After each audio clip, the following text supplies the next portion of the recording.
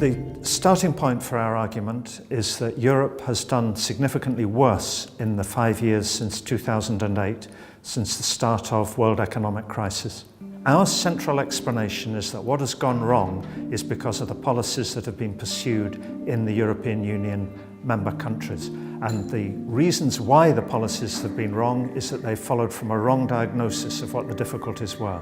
The diagnosis, in essence, has been that it was a public debt problem and a competitiveness problem, whereas in fact what started it was failures in the banking and finance system related to private debt.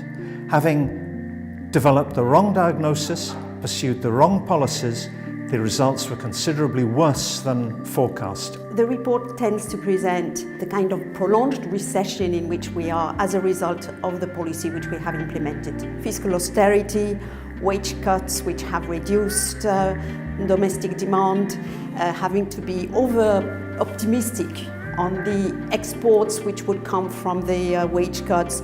All this is not at all what we consider. We consider that indeed there has been some contraction which was higher than expected, but this was partly to some extent because we had underestimated the contagion effect. We had underestimated the lack of confidence in the euro by the financial markets, and we've been confronted with massive speculation against the disintegration of the euro for 2 years.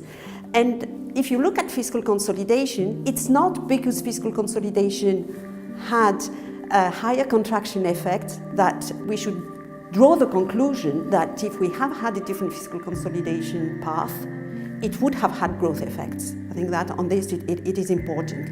Same thing also when you look at the wage cuts. I mean, the countries which had difficulties with high level of external debt were countries where wages had grown much more faster than productivity for decades. And in that respect, we didn't say that everything had to be corrected and we have to rely on wages as the single adjustment to restore competitiveness, but we said that some wage correction had to happen, and it was part of a package which was also including improvement in competitiveness, improvement in productivity and the export sector.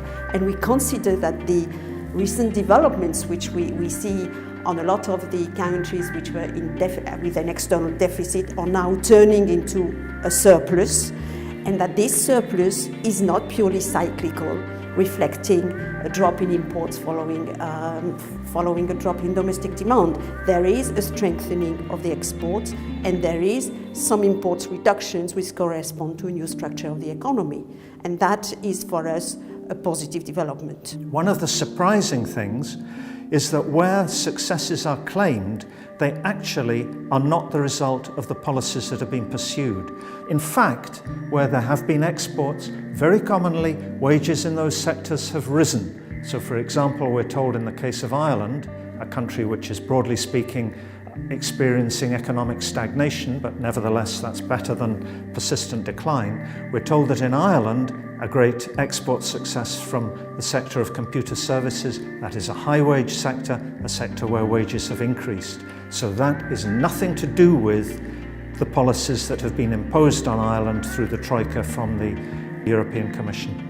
There was a fairly broad consensus that we need more public investment across the Union, especially in those countries that can actually afford it, to have more growth and therefore get job creation. Now, I would be a bit more cautious on some of, and I would disagree on some of the recommendations given in the report.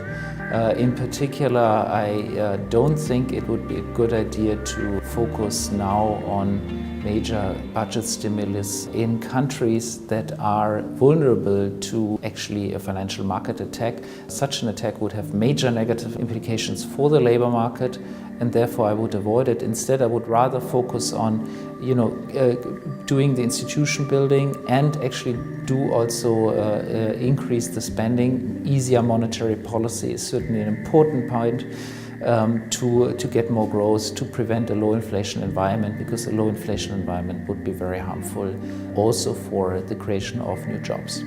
I think it needs two major elements to restore growth within the European Union. The first element is a restoration of investment, that being the item that has reduced the most during the period of the crisis and that is most important for long-term development, long-term growth and indeed for restoring competitiveness.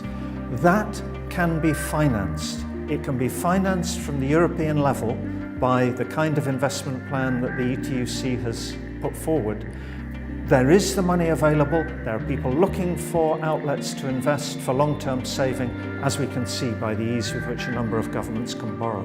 The other item that is important is that those countries that have been subjected to the strictest austerity need to be able to spend so as to maintain the kind of essential services like education and research and health and so on, which are important to their future. That's where wages have in fact been cut the most, and that's where you will find people who are leaving the countries on the peripheries of Europe to work in less demanding jobs, often in other European countries.